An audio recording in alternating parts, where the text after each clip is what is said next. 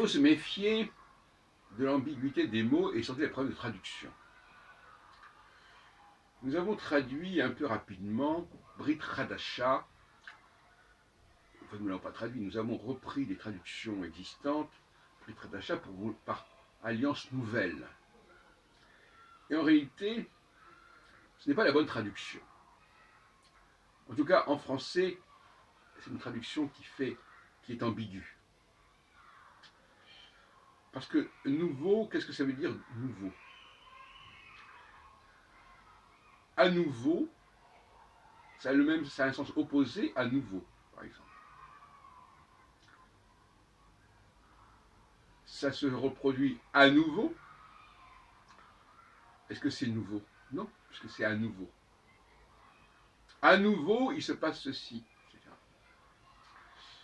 Alors, le mot nouveau veut à la fois dire quelque chose qui n'a jamais été, ou quelque chose qui est repris. Et là, je dirais plutôt qui se renouvelle. Ce qui se renouvelle, par exemple, n'est pas nouveau. C'est un retour. Et, selon moi, le terme Brit Hadasha veut dire alliance renouvelée ou renouvellement de l'alliance, et non pas nouvelle alliance. Donc finalement, on discute sur des expressions qui ne sont pas clairement définies. Le mot Chodesh, par exemple, qui veut dire aussi le mois, c'est quelque chose qui revient.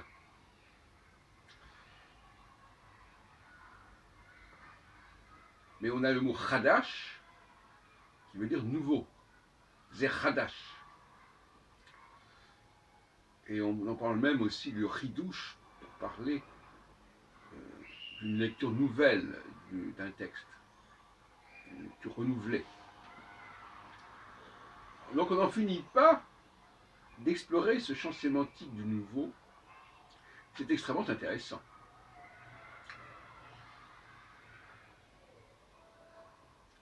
On ne sait jamais, quand on emploie le mot nouveau, ce que ça veut dire en fait.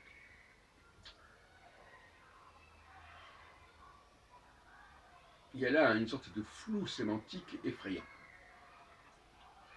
Donc, en ce qui me concerne en tout cas, j'ai décidé de traduire une notion de Brit Hadasha par alliance renouvelée ou renouvellement de l'alliance. Pour une raison très simple, c'est que c'est le contexte qui s'y prête. Il s'y prête puisque dans Jérémie 31, repris dans l'Épître aux Hébreux, on nous dit l'alliance est reconduite. Elle est reconduite avec les mêmes, sur des bases nouvelles, dans des conditions nouvelles, mais elle est reconduite. Par conséquent, dire que c'est une nouvelle alliance, c'est une erreur. Mais cependant, quand les chrétiens comprennent l'expression, ils la comprennent finalement, de façon assez ambiguë encore une fois, comme étant l'idée de quelque chose de nouveau et qu'il faut réaliser à frais nouveaux, qui suppose une nouvelle course par exemple.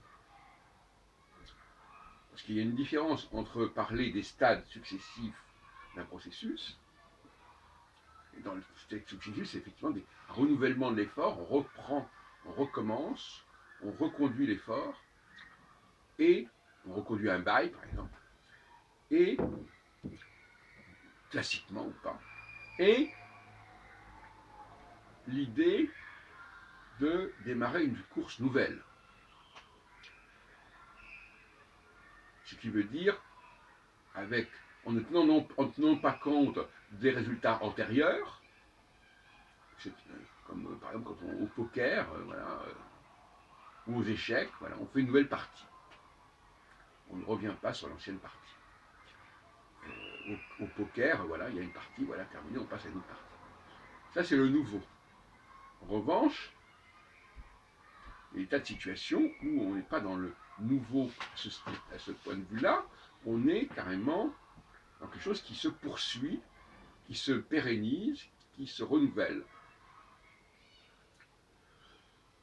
Et finalement, ça arrange bien les gens de ce flou sémantique, ça les arrange beaucoup. Parce que ça permet de tenir un discours et son contraire.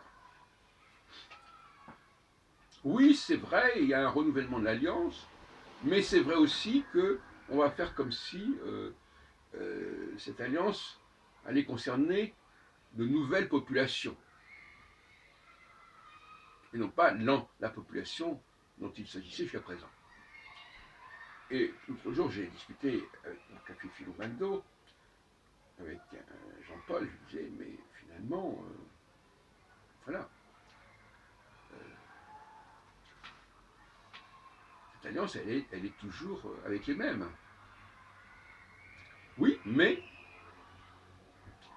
les esclaves des Juifs, les étrangers qui vivaient dans la société juive, et je précise entre parenthèses qu'on peut très bien être étranger dans un pays, on est l'étranger du pays. C'est pas la peine de naturaliser les gens, ils ont un statut d'étranger, point final. D'ailleurs, en Israël, à une époque, je savais qu'on pouvait avoir une carte de séjour, on a le droit d'être présent quelque part, c'est pas inconcevable. C'est pas pour autant qu'on doit être naturalisé. Eh bien, ces étrangers, ces esclaves, masculins et féminins, ils ont instrumentalisé le christianisme pour des raisons qui sont liées à la lutte des classes, on peut dire, à la volonté de supprimer le décalage entre les maîtres et les esclaves. Et on retrouve cette notion dans l'Épître aux Éphésiens.